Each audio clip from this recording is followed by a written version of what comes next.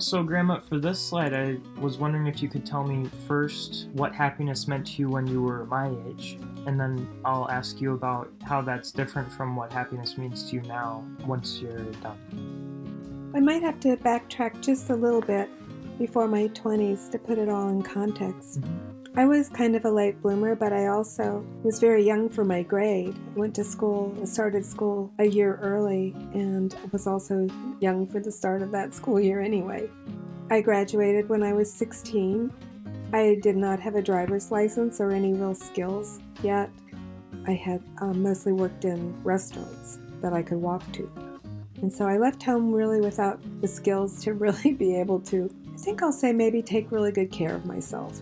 And so when in the age of 16 and maybe in my very early 20s, I was kind of a flower child. I hitchhiked around. I've always loved animals and always have loved nature. So a lot of my travels were just about seeing the world. I hitchhiked down into Mexico and all over in this continent of North America, just enjoying the beauty of people and of nature everywhere. How I have changed looking so many years later, into including my early 20s. Looking back, I realized that I was not willing at that time to go ahead and accept the responsibility that it would be needed for me to gain some of the skills I needed. I could have lived with my parents long enough to at least get my driver's license, practical things like that. But instead, I traveled all around. I lived in communes. I learned a lot, and when I finally was ready to come back and figure out how to make live a more productive life for myself, I was a little bit older. And so I learned to embrace responsibilities and see all the goodness and the beauty of that too, of being connected with other people in a community, whether it's a community of learning. I did end up going to college. I did end up becoming a mother. I did end up with a career. All throughout all those years, learning to care for responsibilities, care for others, care about doing a good job and adding something to the world just increased in responsibility to me. Beauty became a little more involved with connection with the world and with humans, I think, than when I was in my late teens, after I left home in my very early 20s.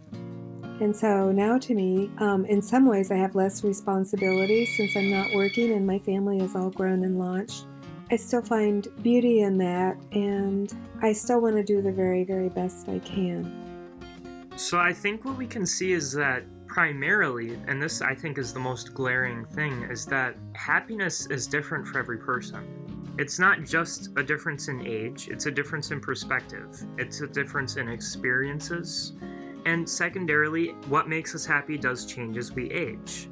My grandma was able to compare what happiness is to her now compared to when she was my age. And I think one thing that we can see is that for people my age, goals are more important than they are as we age, or once we're reaching retirement age. We want to make a big impact, we want to be famous, we want to be rich, but connections become more important as we traverse through life. We start families, we decide on who our friends are going to be for life. So Grandma, as a closing thought, and it has nothing to do with what I was just saying, but I have a lot of friends and acquaintances that are big fans of yours. We've got Craig, there's Ellie, Ruth, all my friends of mine on various social media. What would you like to tell them? Woo. Wow.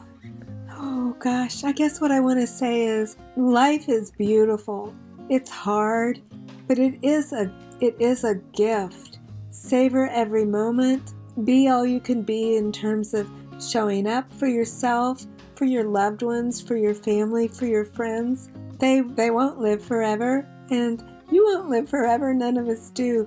But really, really appreciate. Allow yourself to relax into appreciation and even just gratitude and enjoyment of all these wonderful people in your lives. Just really enjoy, appreciate, and share.